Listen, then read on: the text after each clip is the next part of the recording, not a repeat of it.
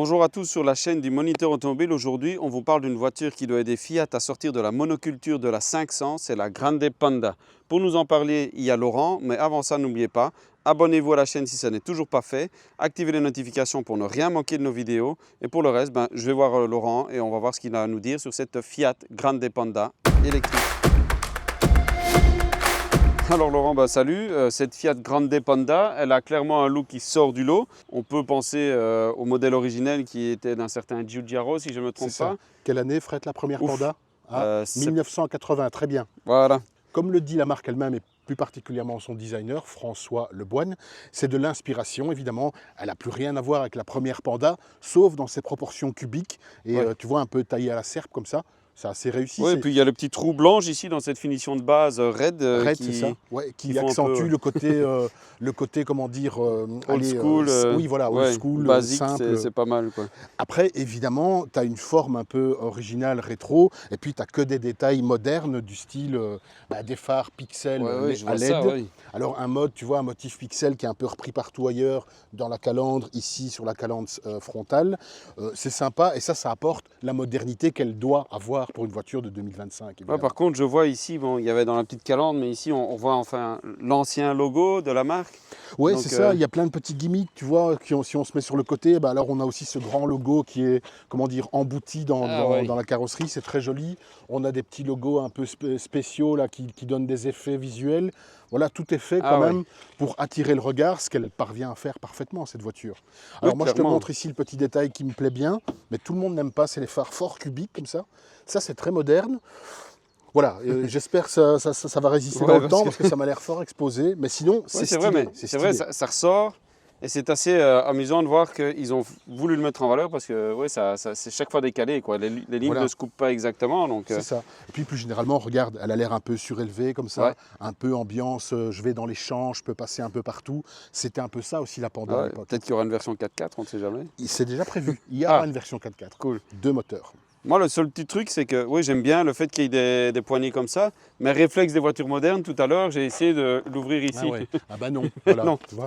Poignées classiques, ça c'est très bien, et des vraies poignées. Ouais. Voilà, plus de confort, plus de simplicité aussi. Exactement. Par contre, la carrosserie n'a pas l'air super protégée. Pour rouler en ville, ça ne sera pas toujours top, mais... tu as quand même les tours d'aile ici en plastique. Bon, c'est plus de la déco que de la protection. Voilà, ça reste une voiture, petite voiture de ville et il faut faire attention. Enfin, quand on dit petite voiture de ville, c'est plus si petit que ça. Non, bonne remarque de ta part, la longueur, 3,999 mm, presque 4 mètres.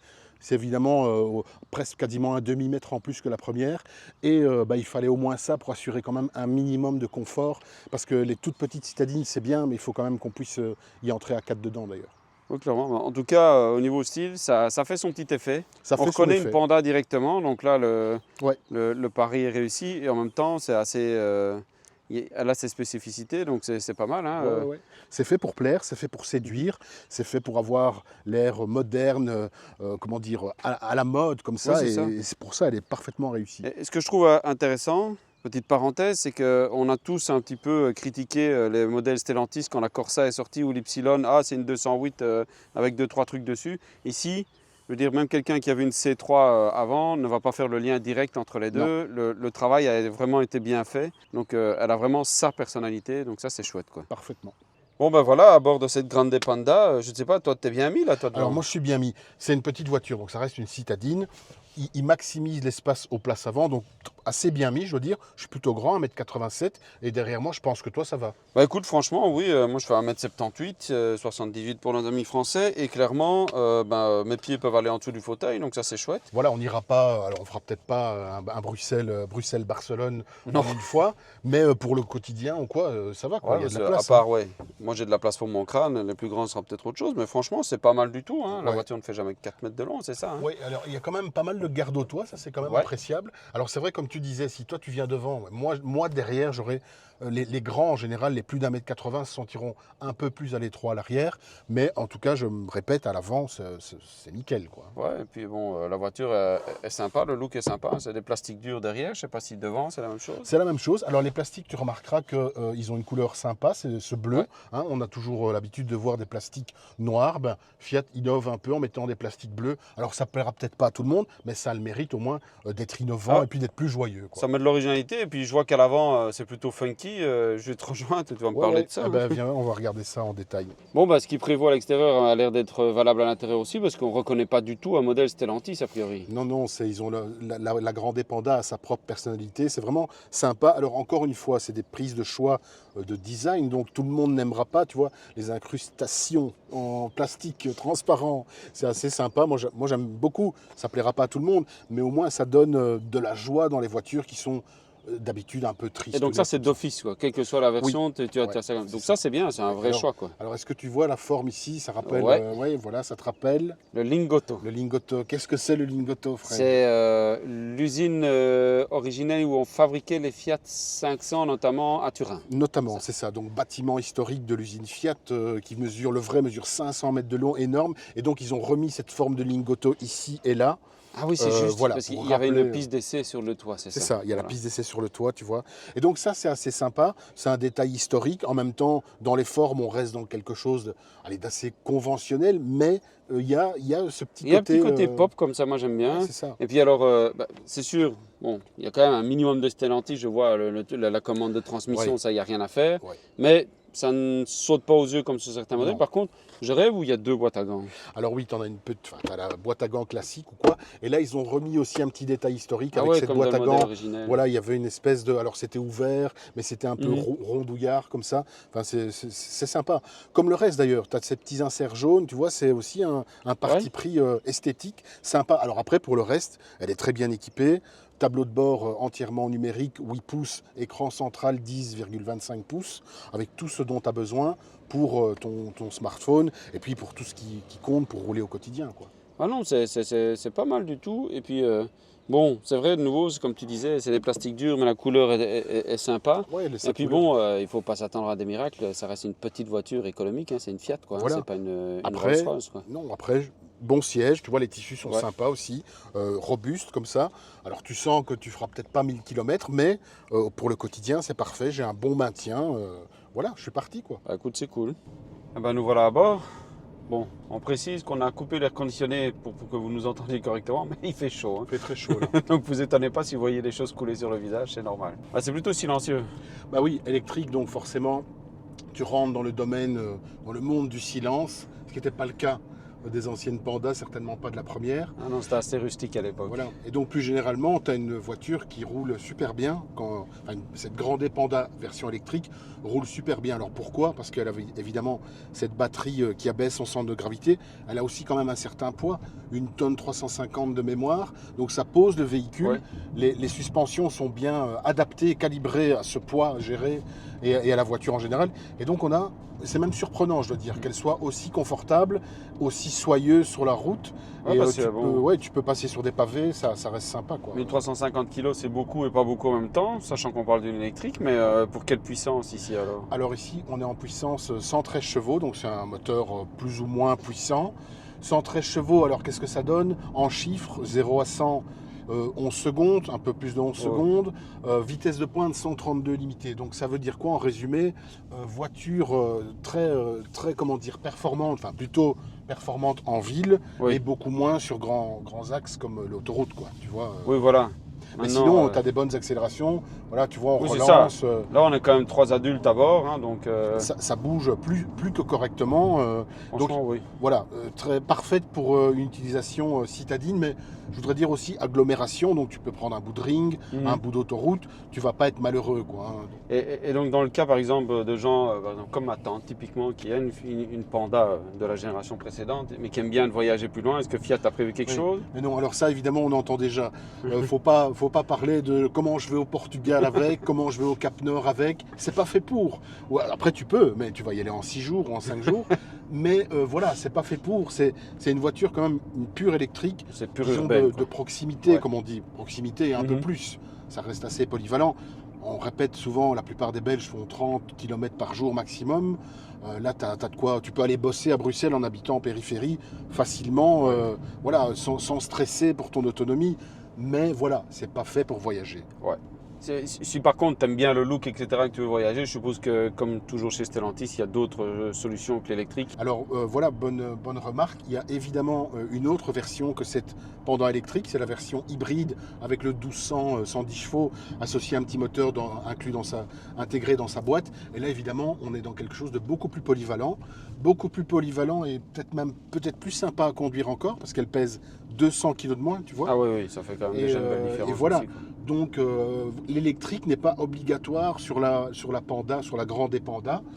Contrairement au début, tu sais, avec l'histoire 500, oui, puis la 500 qui revient en thermique aussi, de toute façon. Oui, voilà, donc cette fois-ci, ils ont été plus prudents. Par contre, détail totalement trivial, mais même sur les jauges, ils ont repris le Lingotto, en fait.